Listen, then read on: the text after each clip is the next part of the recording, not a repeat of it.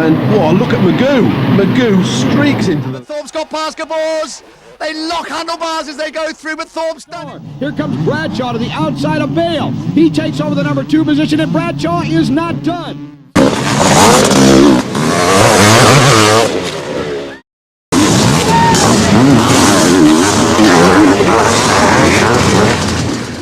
Your Italian is fluent, I believe. So you understood what the words that were exchanged were absolutely clear words between you and... Yes, that was definitely clear.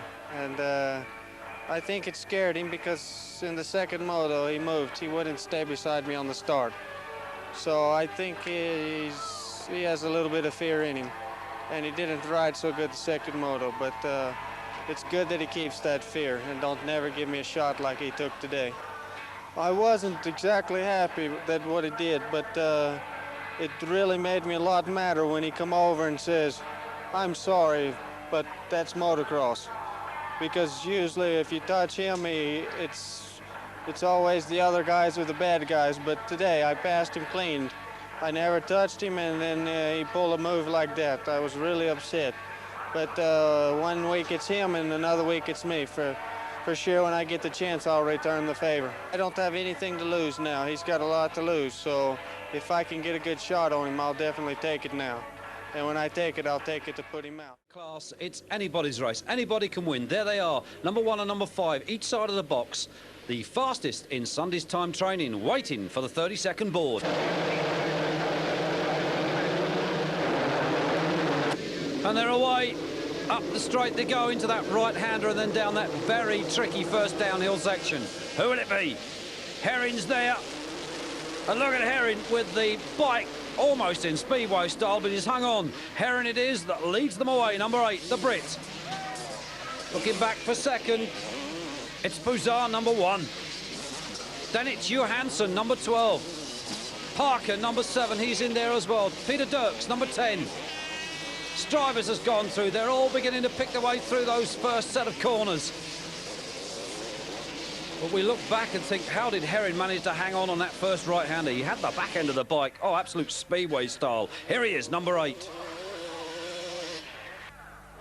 Robbie Herring hoists the Honda up down that double section, and that really is a tremendous set of downhills. The current championship leader, number 1, Alexander Puzar. There is Johanson there in 3rd. He's got Trampus Parker, number 7, behind him in 4th. Look at it as they hoist those bikes up down that section. That really is frightening.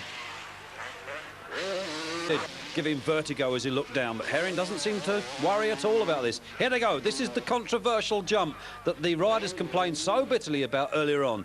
They bulldozed it now. Everybody's happy, but Herring was so quick there in Saturday's time training, 3 seconds faster than anyone else over that particular jump.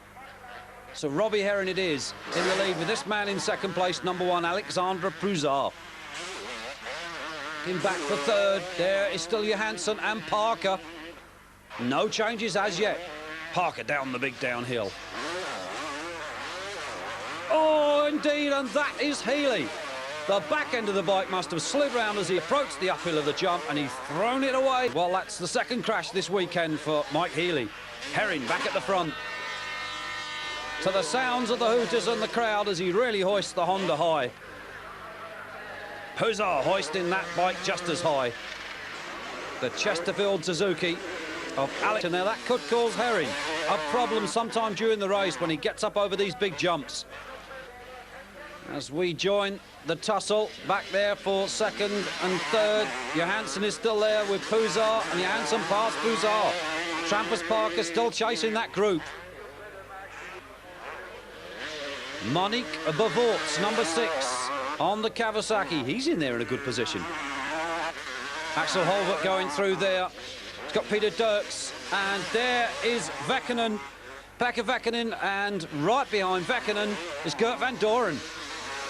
There's Jamie Dobb, one of the British riders, number 9 on the Yamaha, Belgium-based rider now. Here's Healey, 99, recovering after that early lap crash. Beginning to move himself up the leaderboard. Second place man, Peter Johansson, number 12. Now let's look at this. Look at Parker, takes a different line over the jump, not as much height, lands exactly the same time as Puzar, and then what happens? Puzar runs Parker straight into the metal railings. Well, Parker will not like that. Spot Parker still in fourth. There's Monique Bavorts, still hanging on to his position at the moment. Track beginning to rut up just a little now as they dig into those big ruts. And this Robbie Herring, well, we expected he may have had a problem with that radiator Callum, but he's on his way back to the paddock. So that, of course, now moves up Peter Johanson, number 12, into the lead. The battle is on still here between Puzar and Parker going after Puzar with some vengeance after that tactic of shoving him into the metal railings. And he's got him. Parker takes Puzar. Parker moves up then in now to second place with the absence of Herring. And Puzar going back after Parker. We wait now for Peter Johanson on the 1992 Yamaha for his first Grand Prix win. In from the box, they're away. Just look at Healey come from the outside, cut straight across the front of everybody else. Parker was in there as well, so was Puzar, but Puzar was badly blocked out. So away was Healey, Pekka Väkkönen, Evertson and Robbie Herring, the Brit, was in there as well on the corner. And look at this Parker, way down at the back. He got landed on after that first big jump by somebody, and that's put him way down at the back. But here's the leader, number 99. Second place and third place and fourth place men all neck and neck. Race leader, 99, Mike Healey, making up for that first leg crash. Second place man, it's Väkkönen, Herring, Evertson, Bavort. As we pick up the race leader once again, Healey making no mistakes in this one. Herring is still there. Leader once again, the American, Mike Healey. Coming from the 125 squad last year into the 250s for 1991. There's Evertson, 95 on the bike. That's Bavorts right up behind him on the Kawasaki. Healey once again. Back end of the bike beginning to slip and slide in those little wet patches around the circuit. But as always, Healey, being an American, likes to style it for the spectators and for our cameras here. The Californian really beginning to enjoy himself down that big downhill double. That really is a spectacular jump. Up and over he goes again. Hoist the bike high and wide. Healey gets away. Here's Puzar, number 1, and we've got a battle on here. This is Ryan Hunt, 67, and Mickey Diamond, he's got him. Mickey Diamond, the American, inside the Brit. Monique Bavorts now has got in front of Pekka Väkkönen, number 2, so Väkkönen drops to third. Well, here's Mike Healey. He's going to win this second heat. Number 6, Monique Bavorts there in second, and third, it's Pekka Väkkönen. Mike, the aspirins seem to have worked quite well. I think what it was is that I didn't take any aspirins before that race.